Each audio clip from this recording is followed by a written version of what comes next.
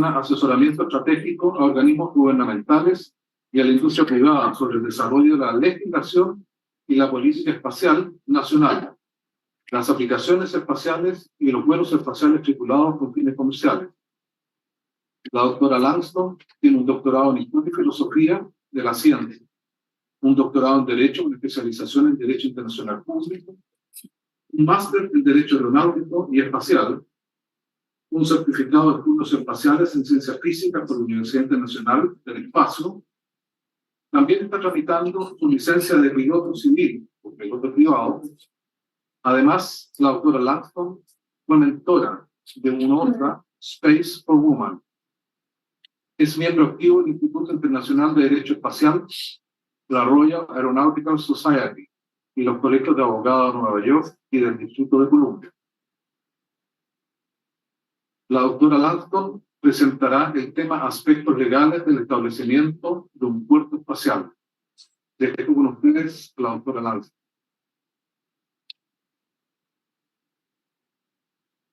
All right, thank you very much. Can you hear me?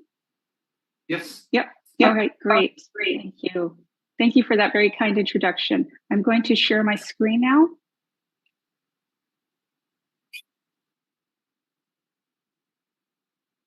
I hope you can all see this.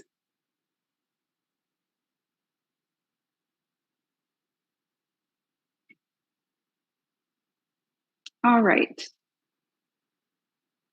So good morning, everyone. Today, I'm going to be addressing spaceports, starting with some key concepts and considerations and an overview of spaceport operations. And then we will look at regulating spaceports at the national level using the US regulatory framework as an example. So first, some key concepts and distinctions. It's important to note that spaceport activities, when we refer to this, it's really encompassing a wide range of activities. Some of those are conducted on land, some in the air, and then finally to space and back if you're doing a reentry. So this is a rather large scope of activity. And consequently, safety is a primary driver and a significant component of regulating spaceport activities, and in particular, the launch and reentry aspects of space flight. Let's also identify 3 key points for spaceport to keep in mind. And the first is that the term itself, spaceport, at least in the US, is essentially a colloquialism, meaning an informal term used in everyday language referring to an entity involved in launch site related activities. But it may or may not be the legal terminology used under the legislation. For instance, US law actually uses the terms launch site and reentry site, although the FAA website and public communications use the term spaceport for user-friendly language. But the legally significant terminology under the legislation and the regulation will be a launch site and or reentry site. So identifying appropriate terminology and definitions here would be essential for developing a national legal framework on spaceports. A few other terms that would benefit from legal clarification is space transportation, and in particular, distinguishing space flight from concepts of common carriage. And I note this because these terms are concepts that the general public often tends to associate with a port, such as a marine port or airport. And so people may not be aware of the implications that a space launch operator is not a common carrier like an airline. And the duty of care and therefore liability implications of a space launch operator are going to be vastly different. Lastly, we need to identify appropriate financial responsibility requirements and distinguish the liability and insurance for spaceports from that of the financial and insurance requirements for launch operators.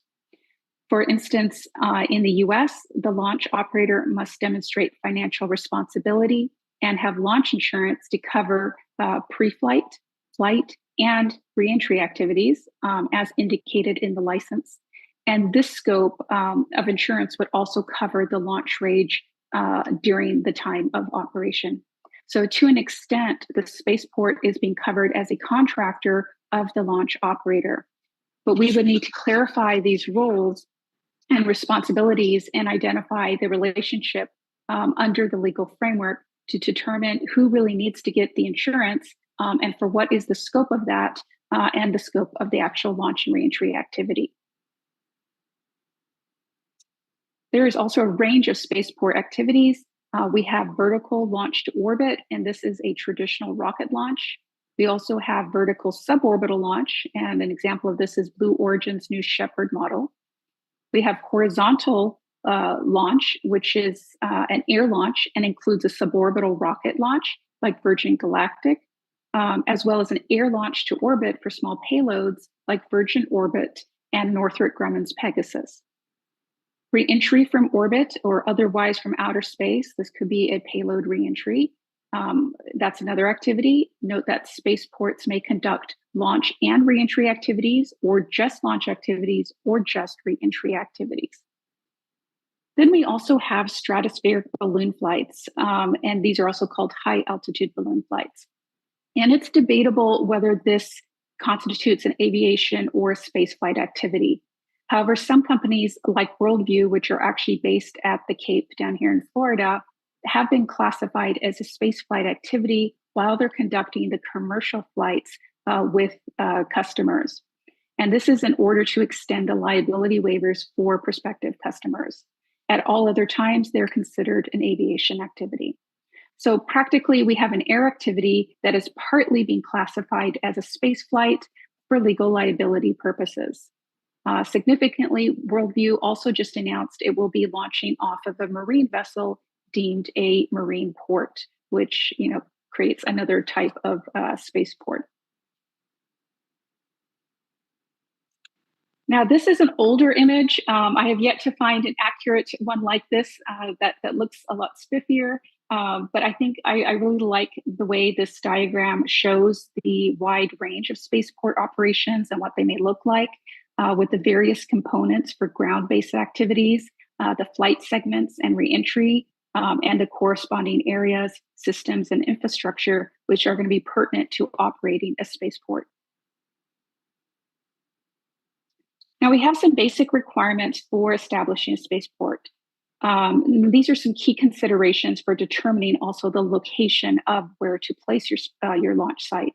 So first, the key factor for a traditional launch site is largely going to be determined by the geographical location that is going to be relevant to access your orbit intended. This is less significant perhaps for suborbital flights and space tourism purposes, but public safety is always going to be a main factor as well. We also want to choose areas that avoid public density and cities to limit the risk and liability for damage and injury to persons and property on the ground in the event of a catastrophic failure. So where you launch from will depend on what you want to do, where you want to go in space, and what is a safe area to launch and re-enter. So we can see 4 key ingredients here. Regulatory environment. We need a supporting regulatory environment. This includes the national licensing framework, as well as local policy and political support, and environmental and property laws. We need to look at that to see how that would impact launch site development and commercial activity. With compatible infrastructure, we need to look at what is compatible to the type of launch vehicle and spaceflight activity that is intended to be conducted. One spaceport may or may not be able to support all types of launch and reentry activities, such as a vertical launch pad requirements versus air launch requirements and runway facilities. Not to forget also the explosive siting facilities for storing the rocket fuel and handling. And this is another reason that spaceports often emerge from existing compounds that are using and upgrading existing facilities and airports. We also have to look at the compatible environment. And this means conducting activity safely from somewhere geographically. Launching by water is favorable, or other remote regions away from populated areas. We also need to take into consideration the wildlife, such as birds and animals, that can pose a safety hazard to spaceflight. And spaceports can also displace, when you're establishing a spaceport, you can also displace the natural homes and habitats for birds and animals. In Florida, this is a part of the role of range safety to clear the launch pads before launch from birds and turtles and natural wildlife. Also, in some cases, towers have had to be painted to deflect birds from flying into them. So an compatible environment is an important impact on your spaceflight activity and something to consider. And then what mitigation measures can you lawfully take to mitigate any of those risks? And lastly, compatible airspace. We need to ensure integration of spaceflight into the airways. And this means coordinating air traffic during launch and reentry activities and sending out timely notices to airmen through the national authorities and air traffic control. This slide is a continuation of the earlier one where we break down some additional key practical issues. So first, we have to identify the destination and mission objectives and what we are trying to achieve, such as conduct an orbital launch, a suborbital launch, or a reentry. Also, what is the capacity of infrastructure and environment to accommodate vehicle requirements, such as operations, performance, and support? Launch activities wear down infrastructure to include runways and launch pads, as well as flight vehicles. So capacity to maintain and repair is something to note. Scheduling assurance and range turnaround time. What is your capacity to support sequential and routine launch operations?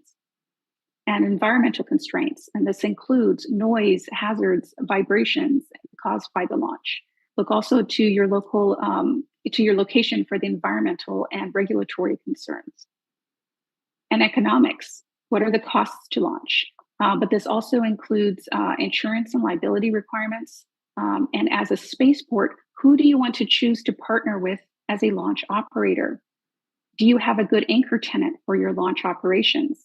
Is the property owned by government or private interests where you want to establish your spaceport? Economic factors can also have beneficial impacts. This can increase the value of the area and the local community because in establishing a spaceport, you tend to bring in an educated workforce with technical expertise and accompanying commercial services and opportunities to cater to the influx of personnel. So there are economic costs, but also incentives in establishing a spaceport. Weather trends. Where are you located? What are the weather risks?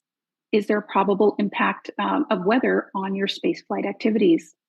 Traditional rocket launches may be more susceptible to delays due to adverse weather conditions than air launch profiles. And that's because with an air launch, the mother plane can fly above and around inclement weather. Traffic flow patterns. What does the national airspace look like in the area? What are the interoperability challenges for integrating launch reentry trajectories with air traffic control and air traffic management? Are there any conflicting flight paths between the aircraft and spaceflight plans? And what airspace safety and security issues exist, if any, in your area? So on this slide, we show the location of the 14 active spaceport sites. Two important things to note here are the locations are on the perimeter of the US or in remote desert regions, and this is for population safety. Also, the spaceports are categorized and licensed based on the horizontal launch, vertical launch, re-entry site, or an exclusive private use, which means for research and development, and this is primarily held by SpaceX in Boca Chica. So here we see each of the spaceports that are being classified differently based on the type of activity that they are conducting. And this will be reflected in their license. On this slide, I divided considerations for the scope of a spaceport license versus the business-related legal aspects. So we can see that environment, safety, and launch operations fall under the scope of the spaceport license.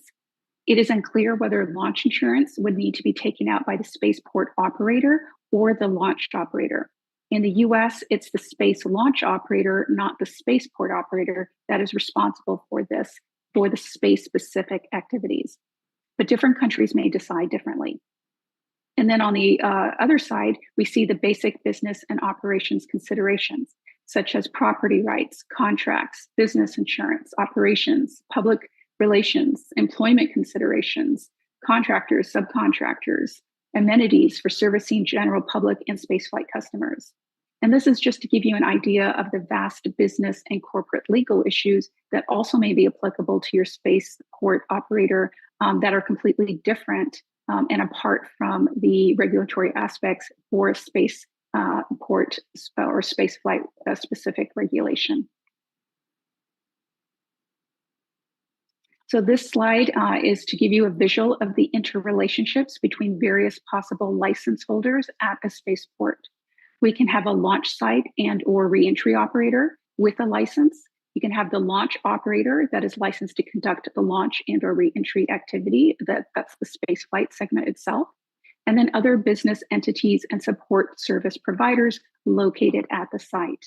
These are all different roles with different scopes of responsibility and liability. Now for an overview of the US framework for regulating commercial spaceports. Note here under the Code of Federal Regulations, that's the CFR, this is Title 14, we have the licensing regulations for non-governmental spaceports, and those are relatively new, first published in 2000, and then updated recently in 2020. Notably, the licensing regulations distinguish between a launch site and a reentry site. So you might have, if you conduct both activities at one location, then you would have multiple sections of the regulation that apply to you.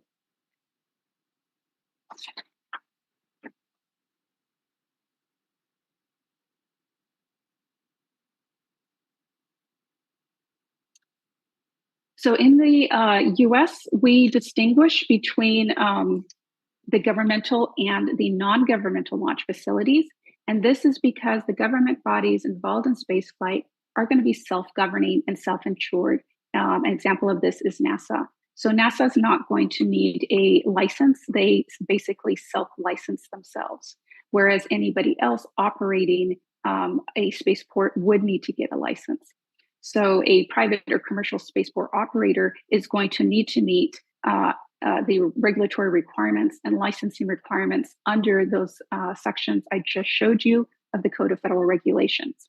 So we need to identify who is conducting this, the spaceport, what are they doing exactly, and where are they doing that? And that will also help to identify an appropriate license and licensing authority. In your country, you might have one authority that governs every aspect of spaceflight. That is not the case in the US. We have piecemeal regulators and piecemeal regulations. So we have different authorities that govern different aspects of a space activity. In the US, the regulator for spaceports is the FAA, and their scope of authority is actually launch activities, re-entry activities, and spaceport activities, just those. And then we have additional authorities like the FCC for spectrum and orbital, NOAA for remote sensing, and so forth. So note that things can get a little bit more complicated if we have a private entity which leases or uses a governmental launch facility. And in this case, the FAA wouldn't necessarily need to grant a commercial spaceport license because the leasing government body, such as NASA, would establish the terms and conditions of use with the private company. But it really depends on the facts of the case. And so here I give you the example of SpaceX, which signed a lease for Launch Complex 39A with NASA for 20 years. So then that would be covered. They wouldn't necessarily need the FAA spaceport license because it's a NASA facility based on government grounds. And so the government would stipulate the requirements for use in the contract. All right, so looking at the regulatory and legislative requirements for the terms and the definitions, they're pretty straightforward. The launch site means a location on Earth from which a launch takes place and necessary facilities at that location. And then the reentry site means the location on Earth where a reentry vehicle is intended to return.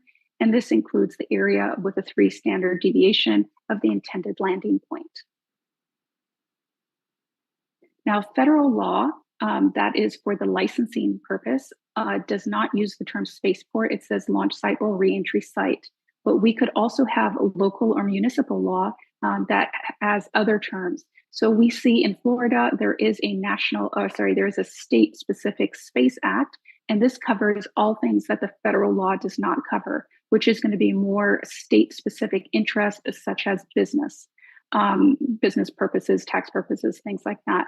And here we can see different definitions apart from launch and reentry site. I give you some examples here. They identify launching area, launch pad, launch support services, and even spaceport. However, these are not the spaceport license terms. These are local definitions meant for local interests. Now, looking back to the license requirements under federal law, we actually have 4 sections, A through D, that distinguish the requirements for getting a spaceport or a launch and or reentry site license. So first, we have Part A with the general terms, and this includes the scope of the regulations. That includes also flexibility for meeting safety requirements through equivalent levels of safety, meaning a licensed applicant needs to demonstrate compliance or an equivalent alternative means. Note that for spaceflight in the US, the US government is not, their primary purpose is not in assuring mission success, it's to protect the public on the ground. We also have the applicability, who needs to get a license.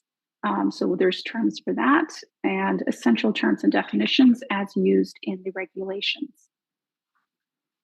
Under Part B, we have the launch site review, and this includes the launch site boundary, the flight corridor, the risk analysis. And so here we do have formulas that look to the safety perimeters of the location should be. And that's going to be very dependent on the facts of the case, the type of activity, the type of vehicle. We also have a launch site review for unproven vehicles, as well as a launch site review for suborbital flights that are being conducted for research and development, which instead of being done under a license, they will be granted an experimental permit. So that's a separate type of a federal authorization. And then there's also requirement for agreements with other authorities, such as the US Coast Guard, if you are launching near the water, and at the FAA air traffic control. Under Part C, we have the actual license terms and conditions, such as the legal obligations and compliance, what the duration of the license is, and it's 5 years, the transferability of the license with approval, of course, from the FAA, as well as modification of license, because there's a duty to update and notify of any changes, and of course, post-license issuance compliance monitoring by the regulator. Under Part D, we have operator responsibilities, which includes the control of public access. So a spaceport operator would be in charge of the safety and security of the area and making sure that you don't have space enthusiasts intentionally or negligently trespassing onto the launch area. We also have the scheduling of launch site operations. We also have mishap plan. So this includes an internal safety organization, safety plan, communication plan, and an accident investigation plan. And then we have basic business requirements such as record keeping. There's also explosive siting requirements. Where are you going to house and how are you going to safely store the propellants and chemical fuels? Lightning protection, so protecting public safety and the explosives from any natural hazards such as lightning. And then public notification of space flights. And this is generally required within a minimum of 2 days earlier to notify the public of any launch activity. And then there are additional appendices which provide a lot more math and risk analysis as to the scope of the activity and what is the parameters for safety purposes. Now to the reentry license, we actually have a much shorter section, and that's because we have fewer entities conducting just reentry, and the main scope of safety and concern is for the launch. Obviously, the launch aspect of spaceflight is the most hazardous. You have fuel on board, and it's a very difficult phase, and so there's a lot more regulation in that regard. When it comes to reentry, we have regulations for general terms, what the concepts and parameters are for the reentry license, and what those conditions are for maintaining that, operational restrictions on a reentry site, as well as the environmental assessment for that. So we can actually see a 5-stage licensing process for spaceport authorization. We start with a mandatory pre-application consultation. This is important so that the prospective the prospective spaceport operator and the government both know what each other are doing, and so they can facilitate the process. Then there is a policy review and approval. The policy review is actually an interagency review, so other agencies in the federal government, such as Department of State or Department of Defense, may have an interest in reviewing the license and the license application and giving their perspective on that. So policy is always an interagency review. And then we have a safety review and approval, an environmental review and approval. And then once the license is issued, the requirements don't stop there. There is compliance monitoring post issuance of the license.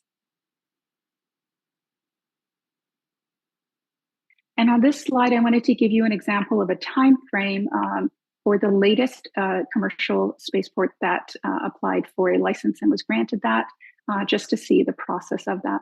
So we have Camden County in Georgia that stated first their intention to develop existing infrastructure and develop that for a spaceport, and that was in June of 2015. They met with the FAA over various years to look at the different milestones to accomplish that. A lot of it was related to safety and environmental reviews, and they finally got their spaceport license in 2021. So that's the latest license we have to date that is a commercial spaceport operator license. So that's just to give you a time frame. So that was about a 6-year time frame. Now I'm going to stop the presentation there, and I'm happy to take any questions. Note that I did provide additional slides that provide additional information on the review process. I'm not going to read this all for your, but I wanted to give you the information for your convenience to look at it. I also gave you some links to additional sources that could be helpful, and this is from the FAA, where they provide a lot of guidance documents to help applicants to submit the right information that is going to answer the regulatory requirements and help facilitate the application process. So I give you that to you for your review, and I'm happy to take any questions.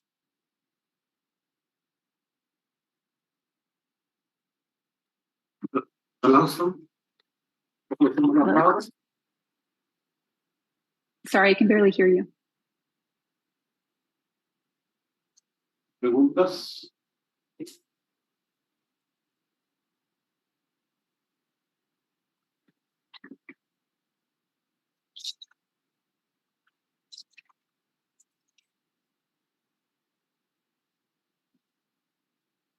Thank you very much for the very good presentation.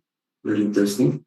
My question is regarding in case of accident, who entities is engaged in the investigation? NTSB, FAA, or another entities in case of accident, explosion of rocket? Right. So thank you for the question. This is actually one where we've had regulatory development rather recently. There has been memorandums of understanding with FAA, U.S. Air Force, and NASA with NTSB going back over 20 years. Recently, though, the NTSB did put out some new regulation for space flight accident investigation, and there was an interesting interplay with the FAA because Congress actually gave the FAA safety authority to investigate accidents. However, NTSB and NASA also have the expertise in investigating that. So there is a new memorandum of agreement between the NTSB and the FAA as of just last year, 2022. And it really depends on what we're talking about. It depends where the accident happens, where the debris is, what's the value of damage to property. So there's differing factors that will impact the decision of who takes over the investigation. If it's purely at the site, then the FAA has priority. If the accident takes place away from the spaceport or the launch site, then the NTSB can absolutely be triggered. So we have memorandums of agreement that stipulate the parameters for who has priority to investigate, because there might be more than one party that has an interest in doing that. But also just to note, the NTSB, all they are investigators. They're not regulators. So all they can do is issue a report on how something happened. They can't tell you what to do as a result of that. Only a regulator can do that, and the FAA is the regulator. Thanks so much. ¿Otra consulta? Bueno, si no es el caso, solo me resta agradecer la excelente exposición de la señora Sarah Langston y manifestarle que esperamos verla el próximo año nuevamente. Muchas gracias. All right, thank you.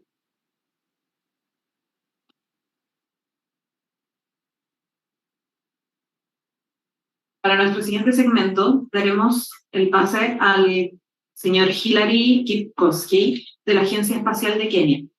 El brigadier es actualmente director general y CEO en funciones de la Agencia Espacial de Kenia, cargo que asumió en junio del 2021 en Comisión de Servicios de las Fuerzas de Defensa de Kenia. Su experiencia laboral abarca más de 31 años. Anteriormente, fue jefe de logística y mantenimiento en el Departamento Nacional de Apoyo Aéreo. Previo a ello, el brigadier había desempeñado otros cargos, como el de agregado de defensa en la Embajada de Kenia en Washington, D.C., oficial al mando de la ala de mantenimiento de aeronaves, jefe de coordinación del Centro Nacional de Lucha contra el Terrorismo, jefe de la División de Tecnología de la Información y las Comunicaciones del NSTS, e instructor superior de la Escuela Técnica de las Fuerzas de Defensa, entre otros. El brigada posee un máster en estudios estratégicos, un máster en sistemas de comunicación e información, un diploma de posgrado en estudios estratégicos y una licenciatura en ingeniería eléctrica y de comunicaciones. Es antiguo alumno de la Escuela Superior de Guerra del Ejército de los Estados Unidos en Pensilvania. Hoy nos trae la presentación Creación de una Agencia Espacial Nacional y Ejemplo Nacional. Señor Hilary, tiene la palabra.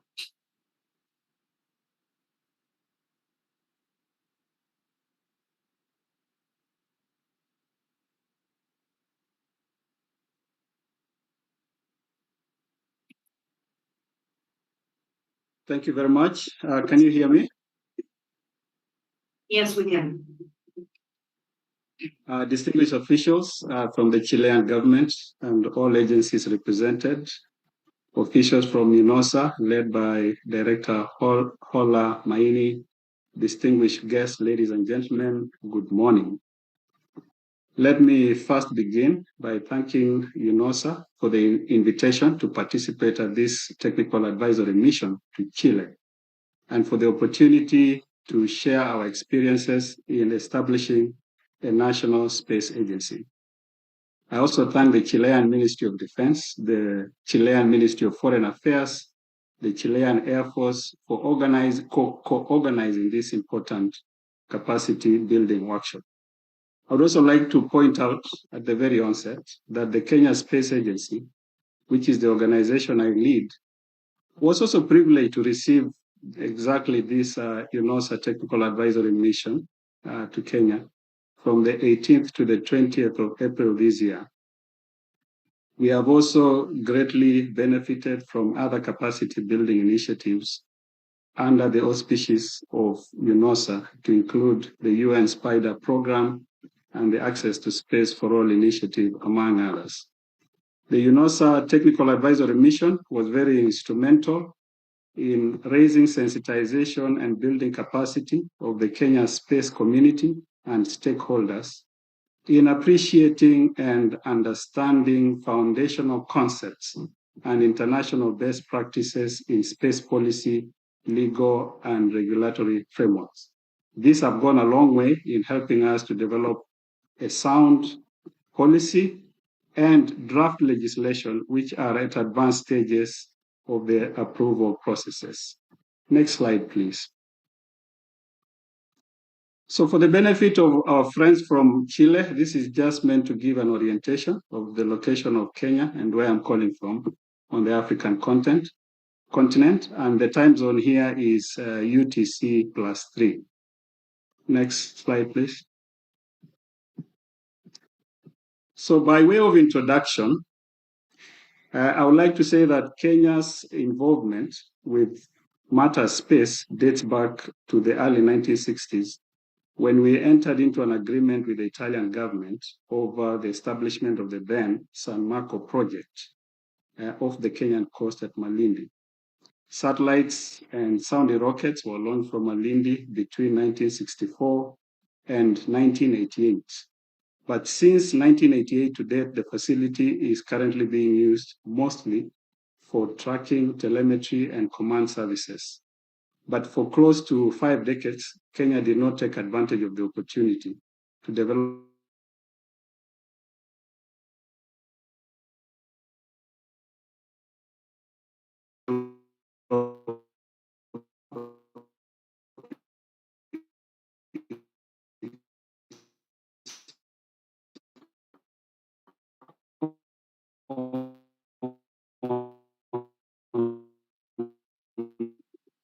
Hilary, can you hear us?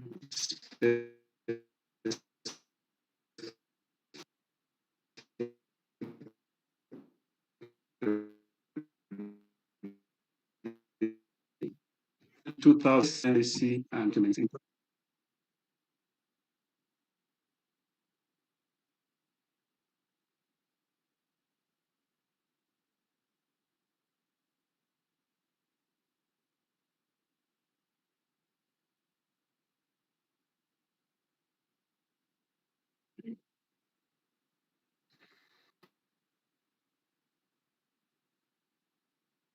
Hilary, can you hear us?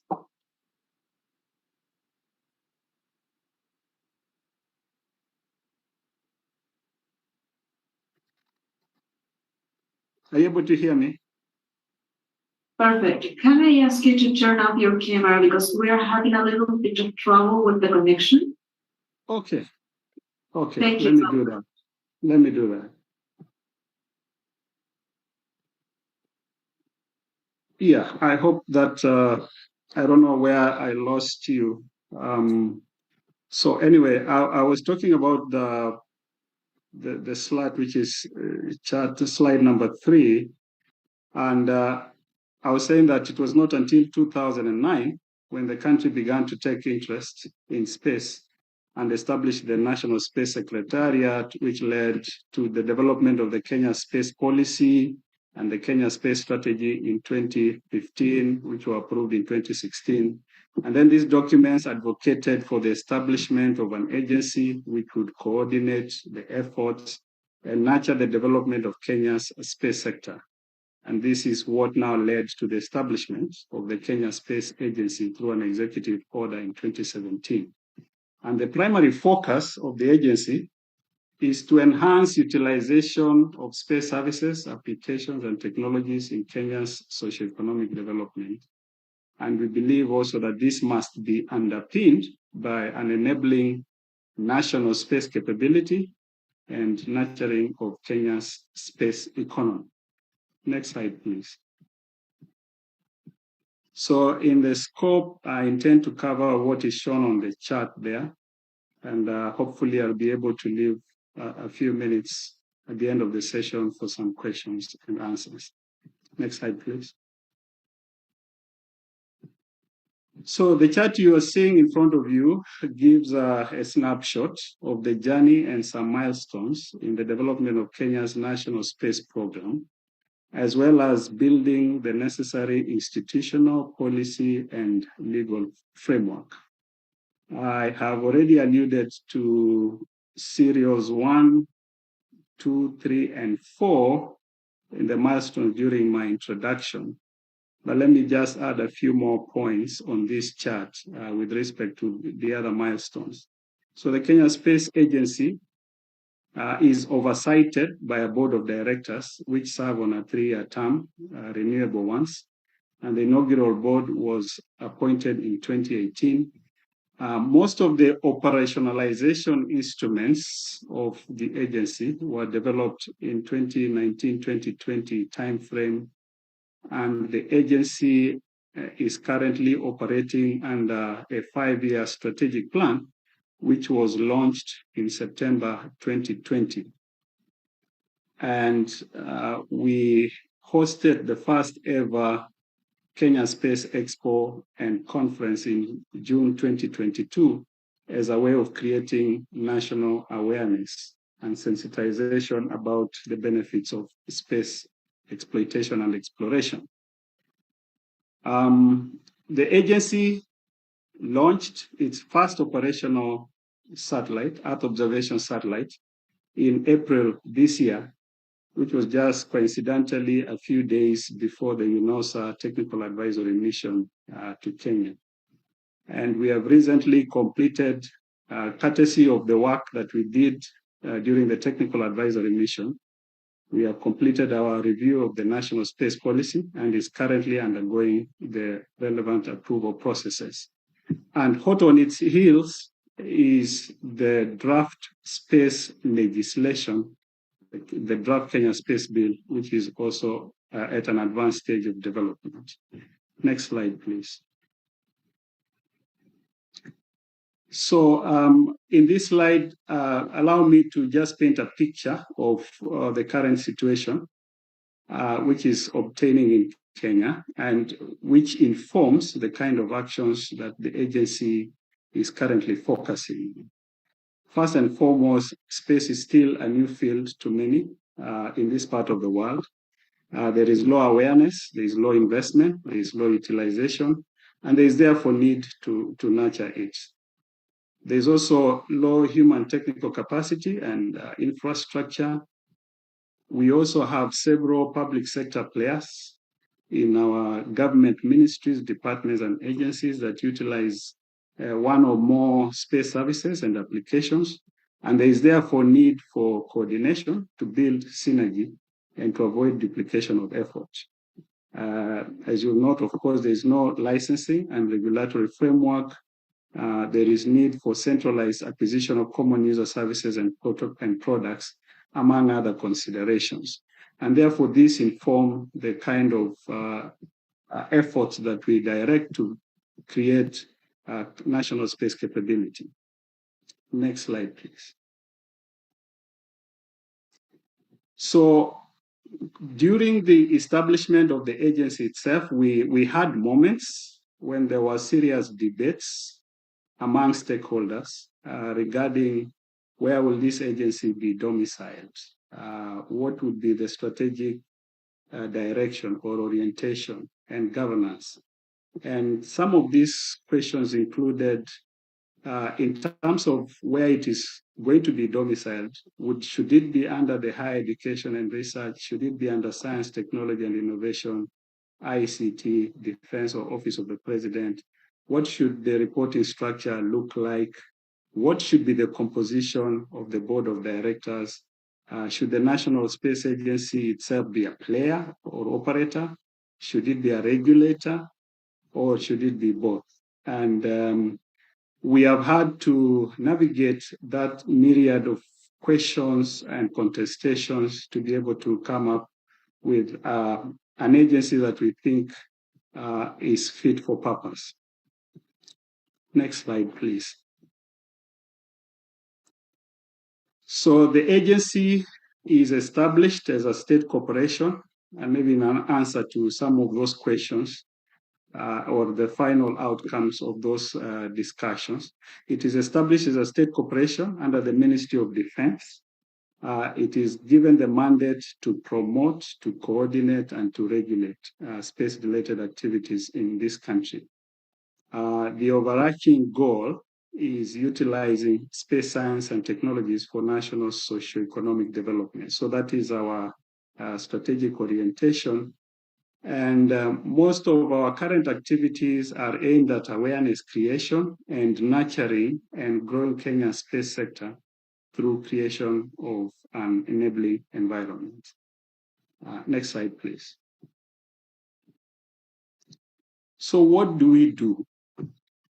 That chart is a summary of what the agency does. In brief, we work with stakeholders from across government and also private sector to build capacity to utilize space technologies and applications. We seek to nurture the national space capability and national space economy through the development of relevant ground infrastructure and developing capabilities in space systems engineering, development of applications, and upstream activities. We are also involved in coordination of public sector players, space policy formulation and implementation, as well as being the focal point for international cooperation on space and aspects to do with institution of the necessary legal and regulatory framework. So that is in broad a summary of what the agency does. And next slide, please. So why are we doing this? What are we seeking to achieve? These are just some of the objectives or goals.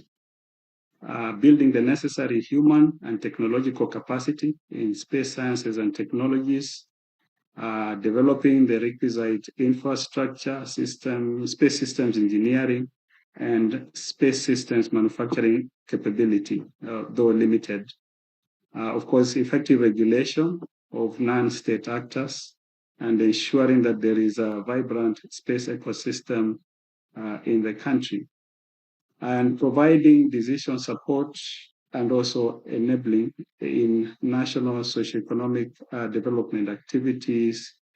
We also seek to develop capabilities to be able to develop and operate our own dual-use sovereign Earth observation, small satellite constellation, as well as spurring the growth of the domestic space industry and national space economy.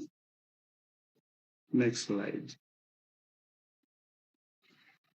So at the strategic level, these are our strategic objectives. These have basically been alluded to in the previous slides: nurturing the national space capability, enhancing utilization of space science and technologies, instituting the requisite policy, and the like.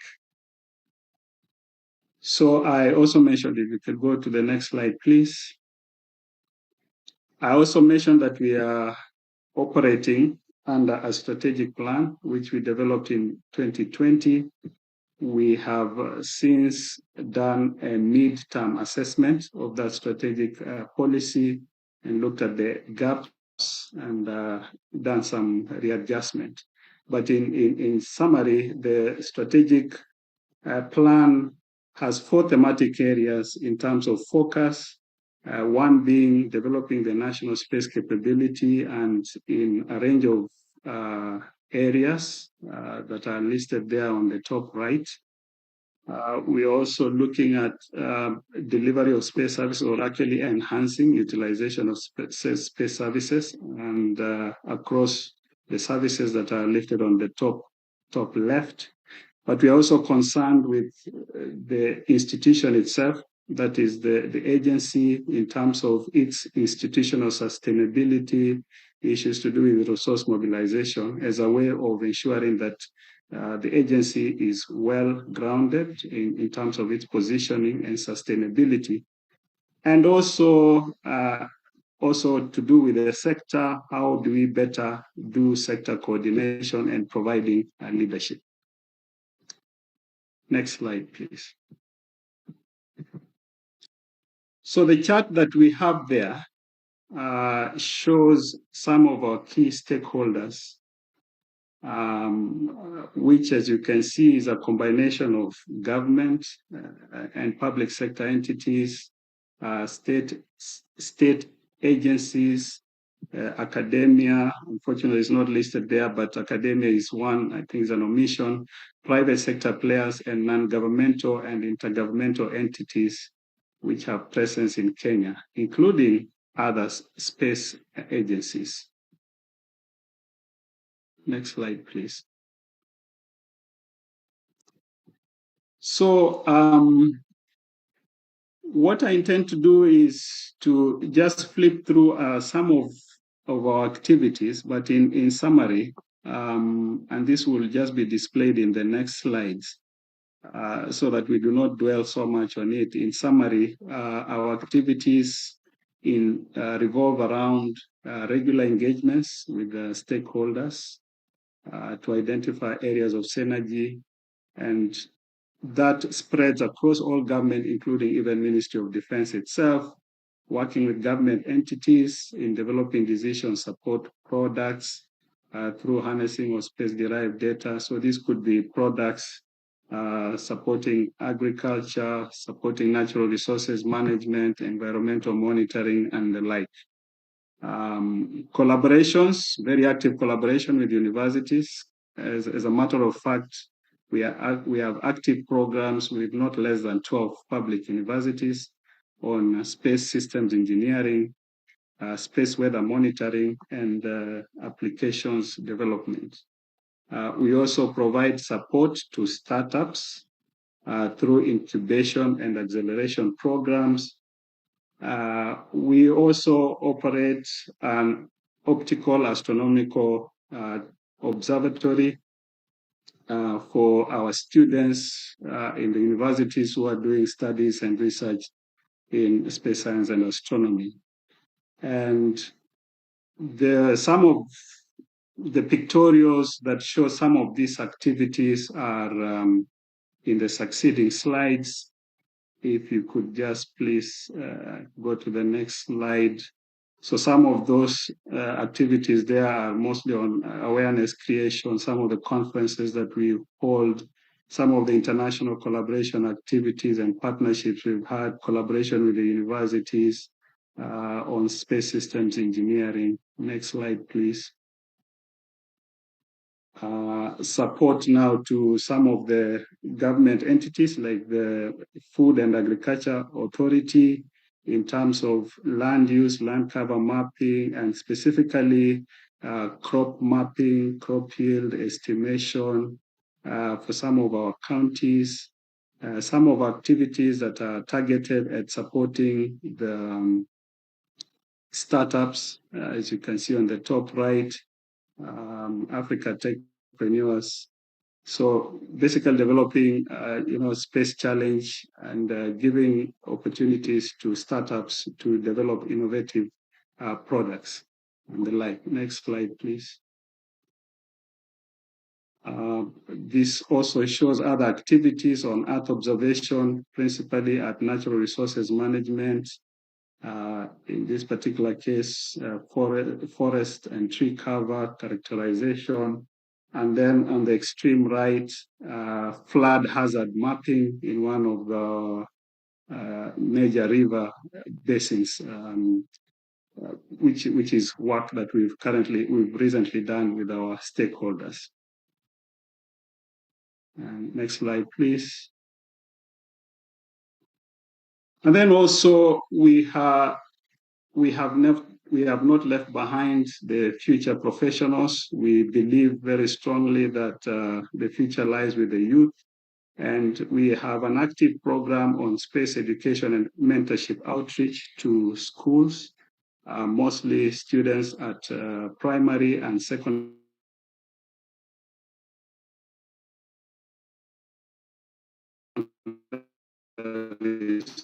schools. We have an active program called the Space Clubs, where we develop content, we send out teams, we use opportunities where students congregate, whether it is a young scientist or about meet the. You hear me?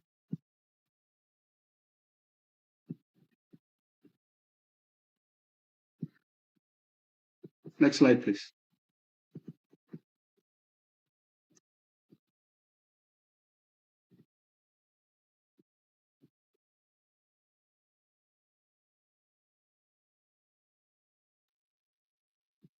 Can you hear me? Yes, we can hear you now. Okay, very sorry about the constant drop in network. So in conclusion, a sound institutional policy, legal and regulatory framework is critical. And of course, leveraging international cooperation is an imperative. Development of human and technical capacity for sustainability of space program is also crucial.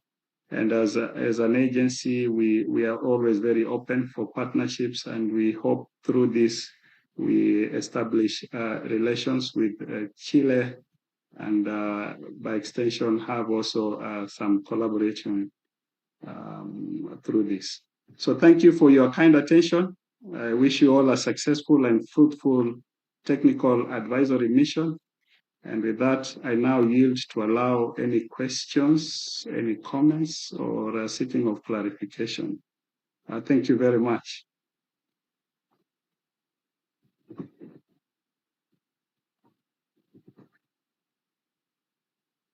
Muchas gracias, Hilary, por tu presentación. Vamos a dejar el espacio a las preguntas en función del tiempo.